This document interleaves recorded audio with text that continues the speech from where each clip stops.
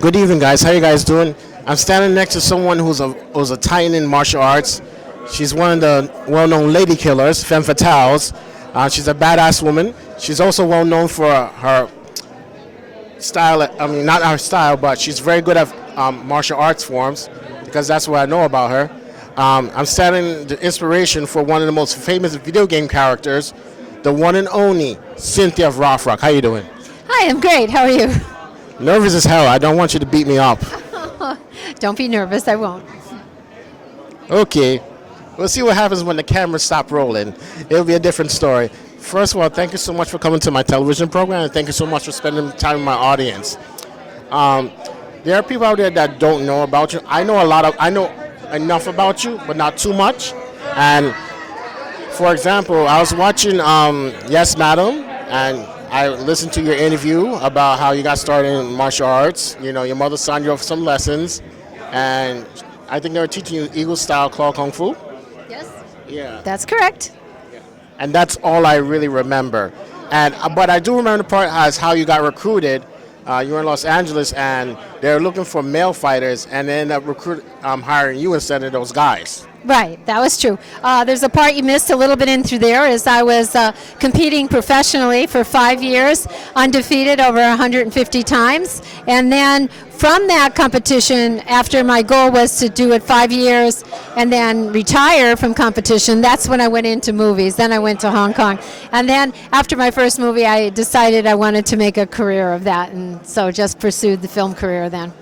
Well, for the record, I wasn't going to mention all that because it's better she tell that story than I tell it.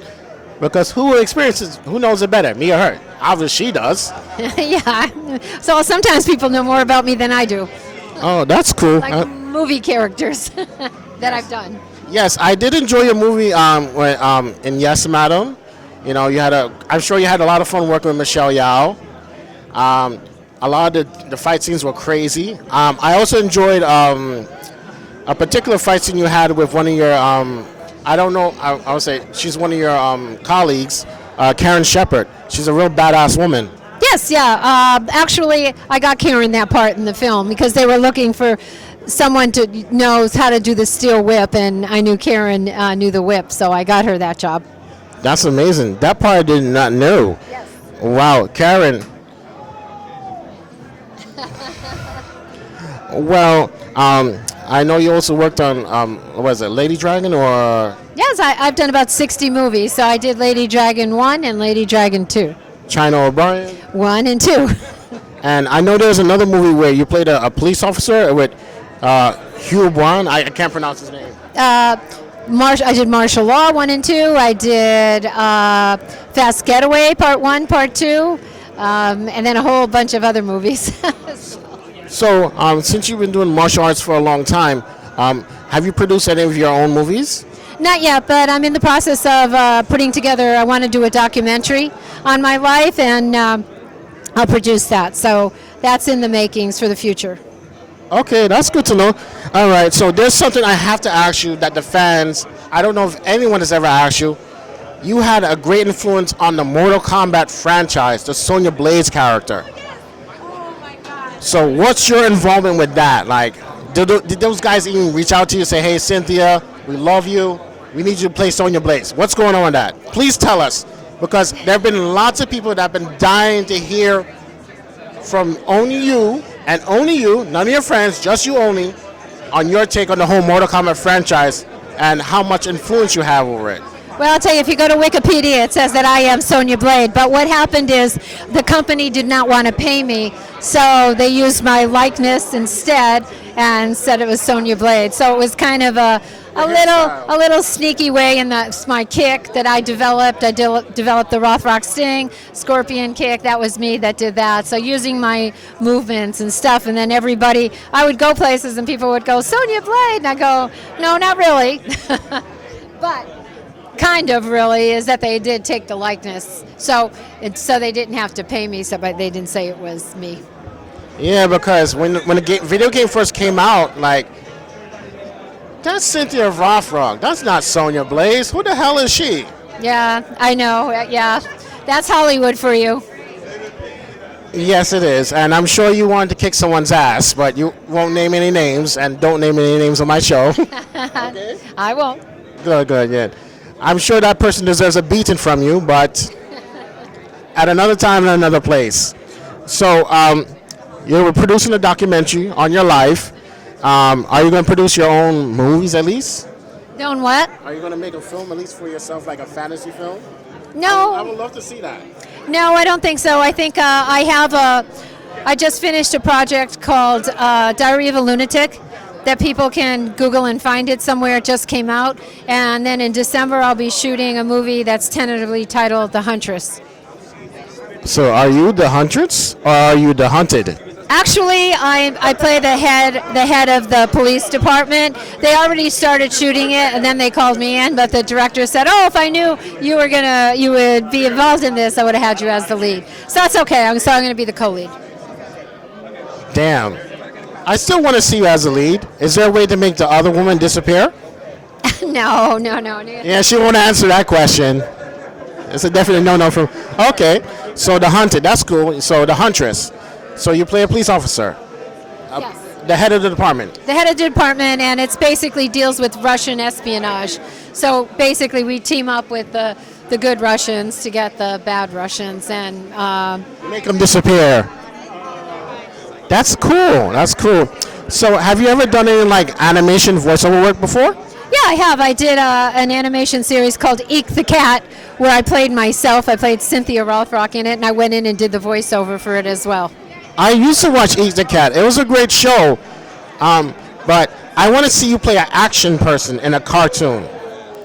Because here's the problem that I have with the American animation industry: they turn everything into a comedy, so it turns me off. Oh, okay. Well, now Eat the Cat was a kid show, so it was basically developed for 3 to 5 year olds, but it had a bigger following, so it was kind of kept like on that mentality. Well, the thing is that Eat the Cat, that I understand, but then they're starting to turn a lot of action properties into comedies. So, for example, Thundercats, Teen Titans, so they're turning those into comedy, and it's a turnoff. Yeah, I agree. Sometimes it works, sometimes it doesn't. It sure as hell doesn't work. So, all right, you did voiceover work. Are you also a traveling teacher, or? Yes, I travel around the world doing seminars. I just came back from Switzerland for teaching a seminar there. And I have I do a lot of European seminars. I see. Have you ever had to deal with an opponent that got out of line at a seminar and you had to? No, the only time I had to, I was in Thailand and I was doing a radio show, and they brought a woman kickboxer in, and we choreographed a fight scene. And when the cameras started rolling, she didn't do the fight scene, so she wanted. I realized right away they just wanted her to try to knock me out, and so they could say, "Oh, she beat Cynthia Rothrock," but I got that, hit her in the head with the roundhouse kick. She went down, and then we went back to the choreography. Was that during the production of Karate Tigers? No, it was No Retreat, No Surrender. No Retreat, No. Yeah, I like No Retreat, No Surrender. I like part 1, part 2, part 3. It's a good franchise. Yeah, that was fun. Yeah. Because I used to watch a lot of your movies when they were playing on the USA Network late at night. Yeah. That's when they played a lot of martial arts flicks. They showed Cynthia beating the shit out of someone just for being a male pig. Yeah. I'm trying to get her to tell more jokes. Cynthia, are you developing anything like comic books? I do. I'm actually teamed up with the guy Marlon Shoup, and we have been working on a comic book, so again, we just got to get the financing for it. It's one of the things, comic book, working on a book as well, the documentary, so a lot of things coming up. A lot of, not a lot of amazing things. I need another me. There are a lot of amazing things coming from Cynthia Rothrock. That's good to know you're working on a comic book. I'm happy. I hope in the comic book, like you put in like a fake Sonya Blaze character in there, and she gets her ass beaten by you. That'd be fantastic. Well, that's a thought. That's a great damn thought, and I want to see it happen. And hopefully, you will make it happen. Cynthia, thank you so much for spending time with me and my audience, and thank you so much for at least educating the audience what really went down with that whole MK franchise. You're a great person to be around. Thank you for your time, energy, and showing love to my audience. Yeah, thank you. Yeah, thank you. And you can find me on Facebook or on my YouTube channel, which is Cynthia Rothrock Channel. And I would love it if you guys would go on and sign up as a subscriber. You heard what the woman said. If you don't like and subscribe her YouTube channel, she's going to beat your ass. You'll do it. No. I'm not the professional. She knows about 5 different styles. I don't. Yeah, 6. 6. And there's a 7th style that she doesn't want to talk about on camera. That's my secret. And it will remain a secret. All right, guys. Thank you so much for watching. That's a wrap. Until next time. Hi, this is your boy Amore. I'm here at Urban Action Showcase. I'm standing next to a badass man in martial arts, the one and only Bobby Samuels. Thank you so much for coming to my show, good sir. How you doing? How's everything? Everything is wonderful, man. Thanks for having me. More importantly, thank you for being here. So, how did you get involved in martial arts? How did you fall in love with it? Years ago, I went and saw a film called Five Fingers of Death. And that movie had such an indelible impression on me. I knew that's what I wanted to do. Not only did I want to do those movies, I actually wanted to work with the Shaw Brother actors that I saw in that particular film. Okay. I noticed some pictures online. You're with Jackie Chan and Sammo Hung. Yeah, I used to live with Sammo Hung in Hong Kong. I was under contract with him. Done a number of films for him over in Asia. Also worked with Yuen Wu Ping. So I've been very fortunate, you know. So, my brother, what you been up to nowadays? Well, I just finished directing a big budget film called Made in Chinatown with the cast of The Sopranos, Lo Mong from The Five Deadly Venoms, Chu Chi Ling from Kung Fu Hustle. That's due to be released within the next month or so. What else? I've done The Man from Tijuana. I filmed my shot in Mexico. We just garnered 2 awards last night. The Final Contact series, we just dropped episode 3 on that. Also did The Duel. Yeah, it's been a busy year for me. Wow, you're very busy. So, what style of martial arts do you practice? I grew up studying Kung Fu only, and it was Hung Gar Kung Fu. I studied from Maurice Tunstall, who learned from Chu Chi Ling and Chung Shipoi in Chinatown. Sweet. Are you originally from New York City or from Los Angeles? New York City. My father was the first black banker on Wall Street. Subsequently, while he was doing banking, he would let me go to the movies, and I would spend my days here on 42nd Street watching Kung Fu movies. That's where I got my early education. I see. And an ironic point, going back to Five Fingers of Death, when I finally made it to Hong Kong 20 years later after watching that film, my first film was Gambling Ghost, Hong Fok Chai Tien, and it was with Lo Lei, the star of Five Fingers of Death, so it kind of came full circle for me. Sweet, man. So what brings you to the Urban Action Showcase? Are you promoting your film, or you just want to spend time with the people? No, I have a number of projects that I had in this year, but again, I've been supporting Demetrius since year 1. I believe his platform is very instrumental for people of color. It's not often that we get to have these sort of environments where we can socialize and network amongst ourselves, and again, see heroic images illustrated on screen with images like us. Funny you should mention that. I was talking with one of the gentlemen from the Warriors, Dorsey, and I was telling him my reason for being here is because, one, my supervisor wants me to promote more black men as heroes, not as men that can be heroes, but black men need to be seen as the hero. Right. Not the anti-hero or the villain, just the hero. He can save the day, get the woman, have a happy life. Right. Yeah, and again, those images have been lacking in Hollywood for us. So what we do is we create those opportunities for people. Most of my films that I direct, the lead actors more or less are people of color, be it black, Latino, Asian, but I just feel as though that they've been underserved in Hollywood, and it's now for their opportunities. So. Yeah. Also, we discussed that as well, where I watch a lot of programs, and when they film in New York City, they don't really feature real New Yorkers. They just have people that are from Wisconsin, Seattle, Los Angeles come to New York. Like, you guys don't know shit about New York City. What the hell are you doing here? Yeah, well, again, that's what most of the television shows here in America. If you notice, a lot of them are British actors that sound American. So I don't understand what the influx of bringing European talent over. We have a ton of talent here in the United States. Well, we can discuss that off camera because it's going to get too heated on camera. Well, first of all, thank you so much coming to my show and being the smooth operator for my show at least. I appreciate the opportunity. Thank you. Because you're the smooth operator. Oh, that's what they say. Thank you so much. I'm blessed. You are blessed, and thank you for blessing us with your presence. My director thanks you. Guys, thank you so much for watching. Wait, before we go, we need to know how can we contact you, how can we write to you, how can we follow you? What are your social media contacts? Well, you can always reach me on Facebook. I keep it real simple. My email is rjsamuels54@gmail.com. I keep that simple. My Instagram is r_Samuels. Let's just keep it real simple. So feel free to reach out to me anytime. Also, buy the man's movies. Don't bootleg them. Don't sell them on 125th Street in Harlem. Don't sell them in somebody's staircase. Just buy the damn thing. Buy the real thing. Buy them. Support. Show love. Spend some damn money. All right, guys. Thanks for watching. That's a wrap. Bye. Good evening, guys. How you guys doing? This is your boy Amari. I'm here at Urban Action Showcase. And you're wondering, what am I doing at this particular booth? Well, there's something very special, very amazing about this booth that we're about to discuss. It's so amazing, so special, so powerful that this booth is making history. As some of you guys know, you've seen animated advertisements about The Last Dragon.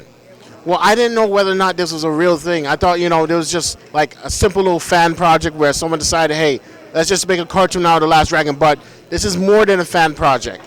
I'm here with the creative tour de force, the juggernaut, the colossus of this production. I'm here with the one and only Daytrix. Daytrix, thank you for being here. Thank you for having your team here with you. Man, this is amazing. I feel the glow right now all over my body, man. You got the glow all over your body too, man. Thank you, man. Thank you. I'm glad to be here, man. This is my first time doing anything like this. The fans motivated us to come this far, and we're going to just keep going with that fan energy, man. That's not fan energy. That's just love for The Last Dragon, man. So, I got to ask, what inspired you to make a fan animated short? The first fan animated short was strictly something I was doing just for myself. I do a lot of animated work that I keep internally just for myself to make myself happy. But once I showed it to people, I promised I would start doing more of it. And the fans started getting behind me and pushing me to keep going, fans of the film. And they started contributing and coming together. A lot of our cast and actors are all fan-based, came together to help us pull this thing together, make the first episode, make it solid so that we can get a green light to do a full series. So we're going all pure on fan energy just to make it happen a lot faster. There's no investment, no investors, nobody's funding this. It's all off of groundwork by itself, man. So we're going strictly on fan energy. It's for the fans, by the fans. Well, for the record, I mean, honestly, this is amazing stuff you have right here.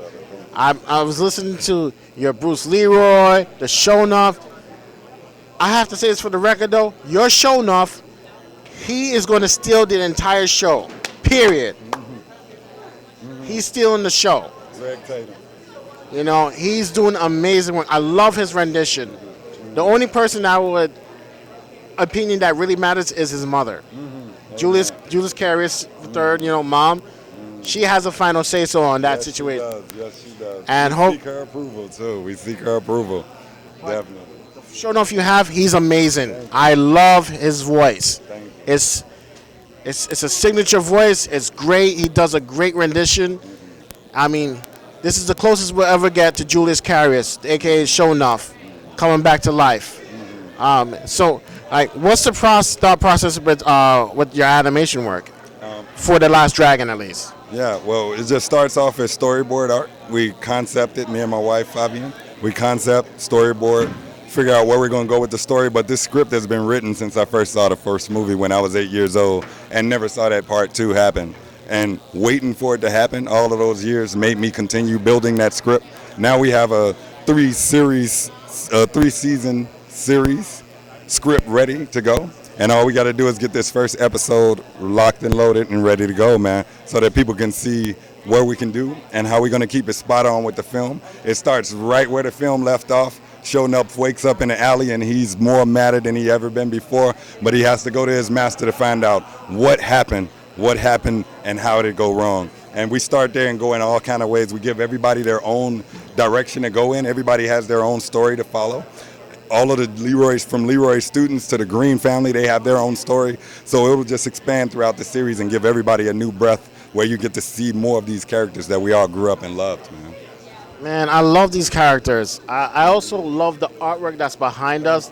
The banner is amazing. Eddie Arcanian, Johnny, the short Filipino kid, Ernie Reyes, Vanity, Timok, the old Japanese Kung Fu master, especially Richie, Mr. and Mrs. Green, and definitely the most iconic person, Shonuff, the Shogun of Harlem.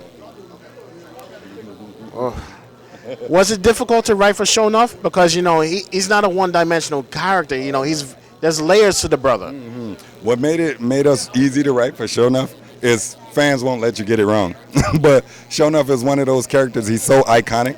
Everybody's impersonated him all their life. Everybody knows all of his dialogue, all his lines. So once you take those lines and dice them up, you can recreate them into any lines. His response that he would have if he came across a foe, or his understanding of a situation before he goes into it. Shonuff gave you his delivery and understanding. Every time you saw him, you knew he harassed Leroy because he wanted that fight. And we're keeping him in that angle. He wants that fight. He wants to know he's the master. He sees somebody that's better than him. That's the first person he's going to challenge. Shonuff is no punk, And that to him proves that he's who he is. He is the master. So we're going in that direction. We have so many angles to go with him. Shonuff goes back to his master. You get to see what he looks like. His master is called Gung Sho in our series. This is truly fan fiction. We're not trying to do a part 2. We're just trying to start right where the film left off and give you a fan fictional view. Yeah, just how fans would love to see it. Me as a fan, I was 8-year-old when I saw it, and I've been waiting for part 2, and hopefully this motivates the part 2. We got Mr. Lewis over here. He's definitely got to be on part 2. Well, right now he's going to be part 2 of the interview, but I want to get your take first, and then we will see when it's his turn. Then we get his blessing. Wow, this stuff is really amazing. I noticed you also got a mini comic going on with it. This is great stuff. I love the boombox. I mean, oh man, this is beautiful. The boombox is actually going to be the original Richie Green from the series.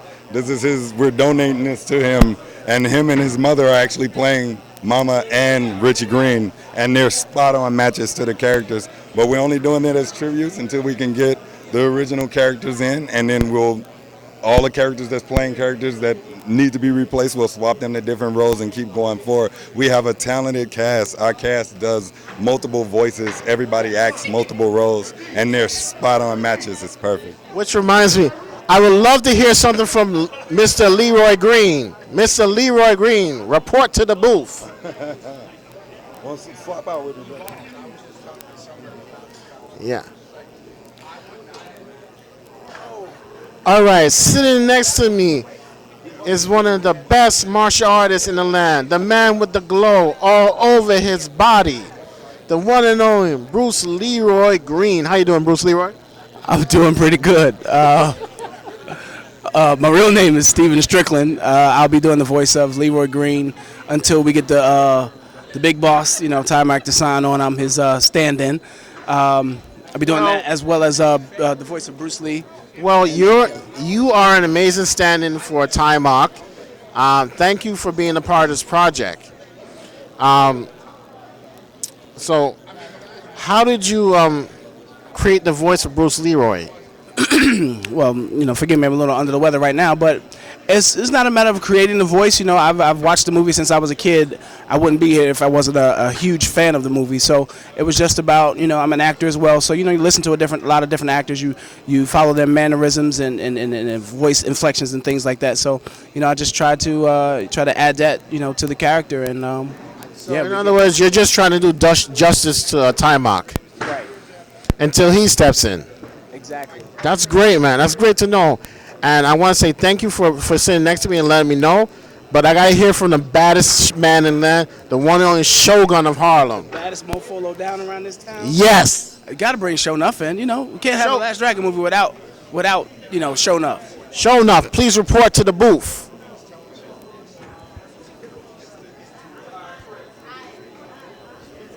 I gotta stand, and greet you, man. It's a pleasure. Hey, it's a pleasure being here, my man. Man, I heard your rendition of Show Enough earlier. It's amazing, but please let the audience know what's your name. My name is Greg, the Shogun Tatum. I'm from Pine Bluff, Arkansas, and I gotta confess something. I've actually cheated to play Show Enough. I've been playing Show Enough all my life, ever since I was a young kid. Back in 1985, when we first saw The Last Dragon premiere on WGN Channel 9 out of Chicago, I grabbed my grandmother's she had a red robe, and I would put it on, and I would run around hitting my cousins and stuff in the head and kicking them in the back and asking them, "Who's the master?" And my uncle, who happens to be a real live 5th degree black belt, he would kick me down and say, "I am." So I've been playing this part my entire life. So when I found out they were having a casting call for it, it was like, I got to be here. I said, if it's got anything to do with it, if the universe aligns or whatever they say, I'll be there. The universe did a line for you, and you're here now, and this is great, man. Appreciate you, man. We appreciate it. We appreciate the love. Appreciate you. Oh well. I gotta shout out to the We Are Loud production team, because this started off as just an afterthought project for them. And they finally decided, you know what, let's just go ahead and try to go for this and see what we can find. So when they did the casting call for the fans and everything, everything just came together, and we're here today. Okay. Well, what kind of message would you give to the fans in the voice of Show Enough? What do they need to know? How should they support the project? Y'all just need to get yourselves to the designated place at the designated time, and we gonna gladly designate your ass for dismemberment. That is amazing, man. That's a blessing to hear that voice again. It's a wonderful thing, because it was an honor to actually be called upon to redo Mr. Julius Carey III's voice, because of course he's deceased. He's been gone for a long time now, and his Show Enough character was an iconic character, and to be able to recreate the voice of Show Enough is just an honor that I never thought I'd be doing. Man, that's truly a blessing, man. Well, I have to say thank you so much for your time, and thank you for blessing the fans with that voice, man. We look forward to hear more and more of it in the future. Oh yeah. Yes. Well, can I give a little tidbit of information? Y'all tune in to The Rise of the Last Dragon, because not only are we going to go into pick it up exactly where the movie left off after the last final fight between Show Enough and Bruce Leroy, but we're going to introduce other people into the scene. For instance, Show Enough's father is going to be introduced into the scene. You've never seen him before. Show Enough's sensei is going to be introduced into the scene. So it's a lot that they came together and they put it in the store, and they have a storyline that's out of this world. You heard what the man said. They have a lot of goodies in store for you, for the fans. So please, show your support, show your love. Right on. Help fund this project, because this is amazing. And I need to talk to the creative force, the tour de force, because I need him to close out. Hey, Dietrich. All right, now I'm talking back to the creative director. First off, I gotta say, man, being here at your booth is amazing. There's a lot of energy, there's a lot of glow here, so I'm happy to be here. I'm very thankful that I didn't just get up out of here and go home. I'm glad you're here, because I saw the videos that you have on Facebook and YouTube. What kind of message do you have for the fans to get them? I'm sorry. How do you want the fans to get involved? More involved than just encouraging you to keep making the animation. Man, just listen, like, and share. Keep sharing it, spread the word. The more people react to it, when you see it online, click them like buttons, man. Tell people voice your opinion. Tell people you want to see it. Keep hitting them comments. Whenever somebody shares it, hit that post, hit like on there. The more ripples we give, the faster it grows, and that shows people want to have this thing come to fruition. So the more people join in and help us spread that wave, we share the glow together. It's a part of the fan movement, for the fans, by the fans, man. Let's glow. Let's go. You heard the man. Follow his instructions. Show that support. Like, subscribe, buy, share, everything. Also, when he's here at Urban Action Showcase or any other event, come to his table first. Do not overlook his table. This is the only table you need to come to first. Spend your time here. And that's all I'm going to say on camera, because I don't need to get my ass in trouble with any other talent. And I also like to thank the voices of Leroy and Shonuff, the Shogun of Harlem. The Shogun of Harlem is the baddest motherfucker I ever met in my life. And I thank him for encouraging the fans. And the same thing for Leroy, too. That's a wrap. We're out of here.